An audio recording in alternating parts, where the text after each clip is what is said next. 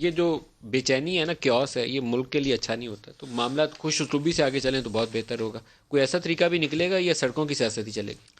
دیکھیے دو چیزیں، کچھ چیزوں میں تو فار ایگزامپل ہماری پالیسی ہے، فارن پالیسی ہے، ہمارے ایشوز ہیں کشمیر پہ، ہمارے ایشوز ہیں ہندوستان کے ساتھ، ہمارے ایشوز ہیں ویسے ریجنل، ان پہ تو بالکل ہم آہنگی ہونی چاہیے. میرے خیال ہمیں ہے ان اس کو پہ اعتماد، کشمیر پہ تو کوئی ہمیں ایشو انہیں بھی نہیں اعتماد ہے. میں لینا پوری چاہیے. قوم میں بالکل ایک یہی کہہ رہا ہوں. ایک ہی بات سے بولے گی. بالکل بالکل پوری قوم اکٹھی ہے. اپنی دہشت گردی کے خلاف جنگ ہے، اس میں بھی پوری قوم اکٹھی ہے، اور ہم چاہتے ہیں کہ حکومت چاہتی ہے کہ سب سے بات چیت کر کے ہم آگے بڑھیں، ہمیں کوئی مسئلہ نہیں.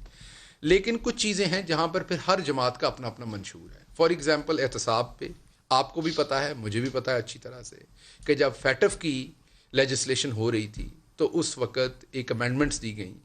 فیٹف کی لیجسلیشن میں نیب کے اوپر امینڈمنٹس دی گئیں جس میں 34 ایسی تھیں جو ڈائریکٹلی اور انڈائریکٹلی نیب کے اوپر افیکٹ کرتی تھیں. ان میں سے 10 ایسی تھیں جو ڈائریکٹلی ان کے میجر لیڈران جو تھے ان کے کیسز کو آف کرتی تھیں. آپ کے سامنے وہ خبریں آ گئیں کہ دوسرے لوگ اگر مانے یا نہیں مانے، لیکن اکیلا عمران خان جو تھا وہ ڈٹ کے کھڑے ہوئے کہ میں نے یہ بات نہیں ماننی.